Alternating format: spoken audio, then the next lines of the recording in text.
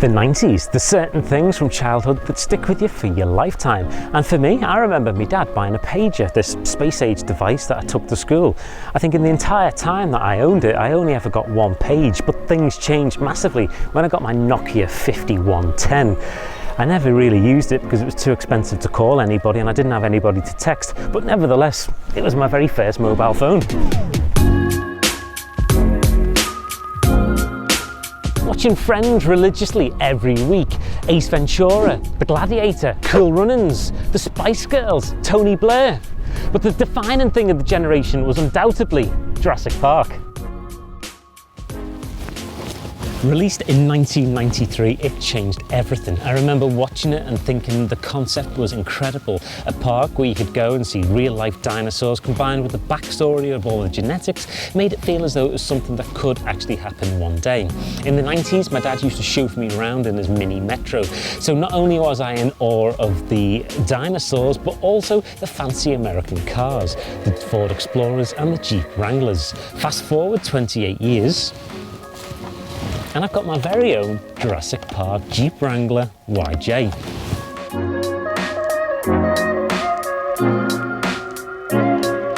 The YJ was launched in 1986 and ran through to 1995. This is a 4-litre high-output variant with an automatic gearbox. The car was born with 190 horsepower. Given the vehicle's size, 4-wheel drive and weight, the power is great. When I haven't driven it for a while, the light throttle and powerful engine often catch me out when pulling out of the garage. It's certainly got more oomph than my British-built off-roader. Okay, a quick disclaimer before we go too far into this film. I've done my best to get my Jeep looking as screen accurate as I can, but there are a few differences between my Jeep 18 and the Jeep 18 from Jurassic Park. Firstly, my Jeep isn't a Sahara, so I don't have the half-doors, steps and seats. Jeep 18 didn't have a winch or light on the light bar, but I love the scene where slimy Dennis meets his fate in the rain, so I had to have a winch and fog lights. My winch isn't a Ramsey like those used at Jurassic Park, it's just a super cheap one from eBay. I did intend to replace it, but I never got around to doing it. I'm sure there are also other parts in my car which aren't screen accurate too, but please let me know in the comments.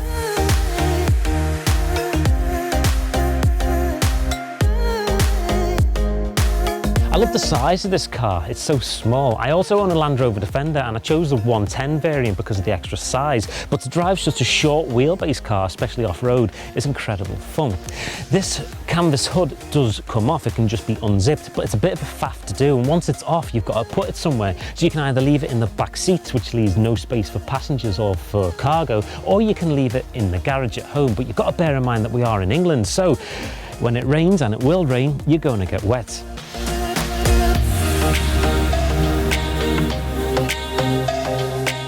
At the back of the car, we've got our 4-litre high output stamp so everybody knows which engine variant you've chosen. We've also got our official Jurassic Park plate so everybody knows that we are Jeep 18. The spare wheel's mounted to the back door and there's no bracket to help with the opening or closing of this, so it can be a little bit heavy when you're at the supermarket and trying to load your shopping or dinosaur eggs into the back.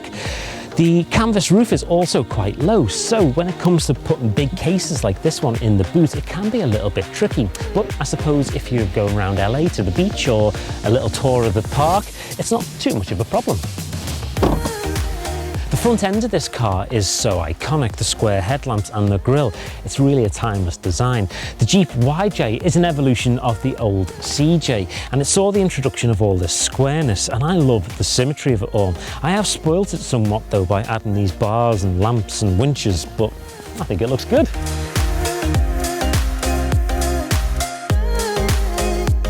The squareness of the front end continues into the cabin, the instrument cluster, the design of a dashboard, the handle and glove box for the passenger. It's all got a certain element of style. The 4-litre straight-six petrol engine's mated with this automatic gearbox. And for you die-hard Jurassic Park fans out there, you'll know that Mr. Hammond's cars were in fact manuals and not autos. I really love these vented windows. This is something that you don't see in new cars, probably because of costs, but I really wish my daily driver had these just to open them up and get a bit of fresh air into the cabin. It's excellent. My favourite part of the entire interior of this car is something that is so very 90s. It's this little rug that sits under the handbrake, so when you release the handbrake, your hands and your knuckles are nice and soft. I hope this is something that all Jeeps came as standard with and not something that the previous owner had made. I probably should wash this.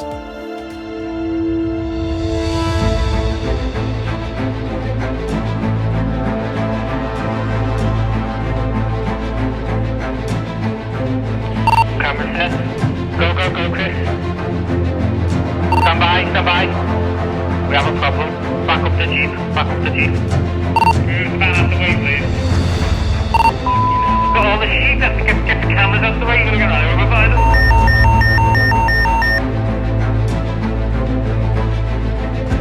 Where on earth did they come from? There's so many of them.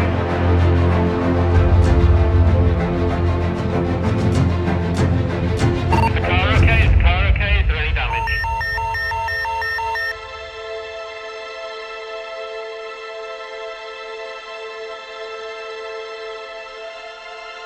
Right then, should we crack on?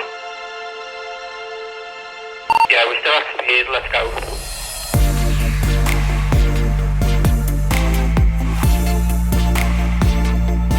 I love driving this car. The 4-litre engine combined with the automatic gearbox, super light steering and a feathery light accelerator make the car incredible fun to drive.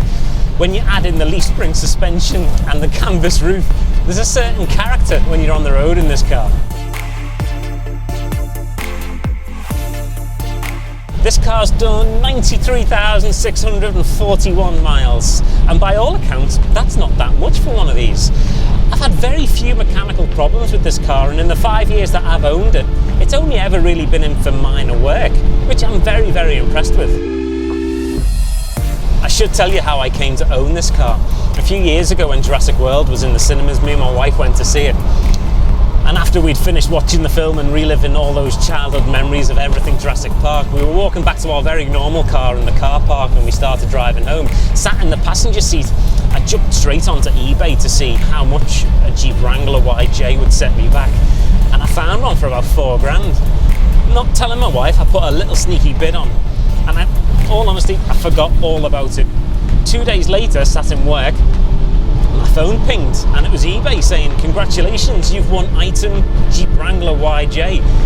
And I honestly thought somebody had hacked my eBay account because I had completely forgotten about putting a bid on this Jeep Wrangler YJ. So I then had to go home and make that awkward conversation to try and convince my wife how good of an idea it would be to buy a 1990s Jeep and paint it like a Jeep from Jurassic Park.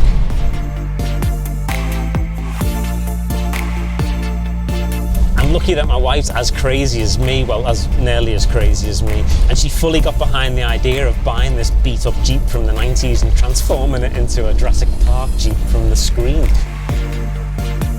I have a friend who's very good at bodywork, and almost instantly after collecting the car, he set about transforming it into a Jurassic Park Jeep. I trust Dave completely with my cars, and we didn't really have the budget to take it to a body shop, and the body shop probably wouldn't have had the time or patience to put up with me pondering over where I want my lines and my two-tone paint. And he single-handedly did all the paintwork on this vehicle using reference photos that I'd supplied him and having me nagging in his ear every few days asking how it was going. But I'm super pleased with the final outcome.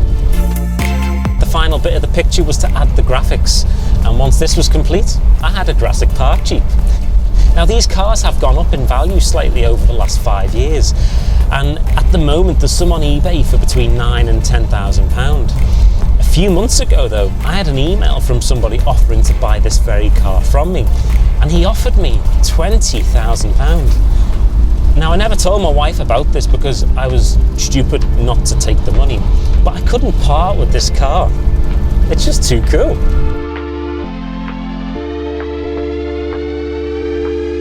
One of the best things about driving this car is just the amount of attention it gets. It seems to get more attention than any other car I've ever driven, including supercars.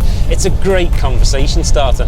About a year ago I was driving home and I pulled up at the lights. It was the summer, so I had all my windows down. Alongside me pulled this guy that was just in utter shock. He was looking at me and he couldn't quite figure out what I was doing driving a Jurassic Park Jeep, but that's not uncommon, that happens quite a lot. He goes on to say, "Do you work at Jurassic Park?" Thinking he was joking, I said, "Of course I do, mate, yeah." In shock, he then replied, oh my gosh, I've got to take the kids there. Whereabouts is it? So at this point, I'm not quite sure whether this guy's being serious or whether he's having me along. So I played along with the joke and I said, it's in Poole. So he said, I'm going to Google that when I get home. Definitely going to take the kids there this week. And he drove off.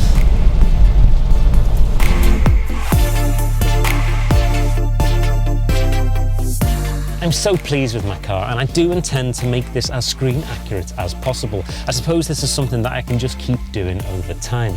The ultimate goal would be to buy a Ford Explorer, so I've got both of the Jurassic Park vehicles. The Ford Explorers are quite difficult to get in the UK, especially from that generation, and the build on them does seem a little bit more complex, especially if you want to put the skylight in the roof. If you've enjoyed this film, then please like and subscribe to the channel. See you next time.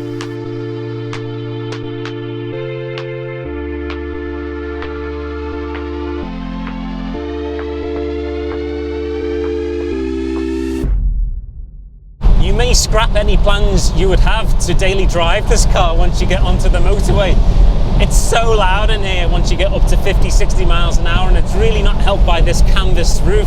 Plus, at 55 miles an hour, there's a lot of vibration and a lot of noise. It makes the cabin quite uncomfortable. So yeah, to get up to 70, I wouldn't fancy that.